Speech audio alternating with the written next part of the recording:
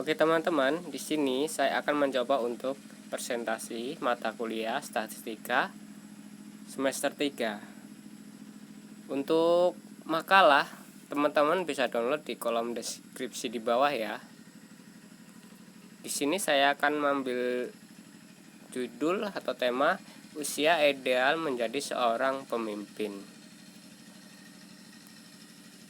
yang disusun oleh ada Rosnian Hawlawa, Partono, Saul Nabula, Venantius, dan Santi Novianti.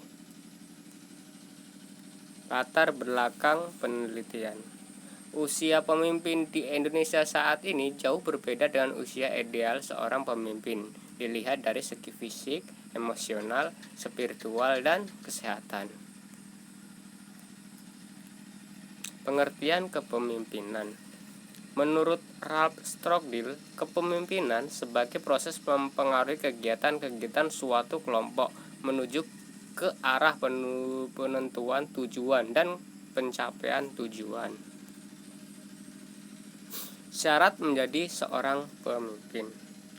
Pada Undang-Undang Republik Indonesia Nomor 9 Tahun 1964, Pasal 2 menyatakan, yang dimaksud dengan sukarelawan Indonesia dalam undang-undang ini ialah warga negara Indonesia, baik pria maupun wanita, yang sekurang-kurangnya berumur 18 tahun dan memenuhi syarat-syarat kesehatan rohani dan jasmani, yang dengan secara sukarela menyatakan dan bersedia memberikan dirinya untuk pelaksanaan tujuan yang dimaksud oleh pasal 1.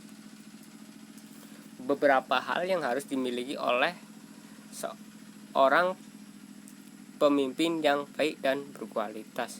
Di sini ada problem solver, bersikap positif, komunikasi, menjadi inspirasi, tumbuhan motivasi, hubungan baik, dan turun gunung 648348. Usia ideal seorang pemimpin. Menurut Harlock 1996, usia 40-60 tahun adalah usia yang berada dalam rentang perkembangan dewasa madya. Pada masa dewasa madya, individu telah mencapai puncak kematangan hidup baik dari segi fisik, emosional, maupun spiritual. Elizabeth H. Burlock, seorang pakar bidang psikologi perkembangan, membagi tahapan usia dalam 3 periode, yaitu ada masa dewasa awal atau early adulthood, yang terbentang sejak usia kematangan secara hukum hingga kira-kira usia awal 40 tahun. Middle age, yang umumnya dimulai pada usia 40 dan berakhir pada usia 60. Masa tua atau old age dimulai sejak berakhirnya masa setengah baya hingga seorang meninggal dunia. Metode penelitian. Di sini kita akan menggunakan metode deskriptif kualitatif. Contoh kasus. Rekap umur para kabinet Indonesia Maju periode 2019 dan 2024. Di sini adalah contohnya ya, teman-teman bisa dilihat. Untuk makalah dan perhitungannya ada di blog yang saya taruh di kolom deskripsi bawah, teman-teman bisa lihat untuk detailnya. Ini kita mencoba menggunakan analis manual. Kita ada banyak kelas, kita dapati ada 6, ranknya ada 41, interface kelasnya ada 7, titik tengah. Kemudian kita mengaplikasikan distribusi frekuensi. Untuk perhitungannya bisa juga dilihat di blog di kolom deskripsi di bawah ya. Kemudian menampilkan ukuran gejala yang belum dikelompokkan. Ada MEN, ada modus. Mengaplikasikan ukuran gejala yang belum dikelompokkan.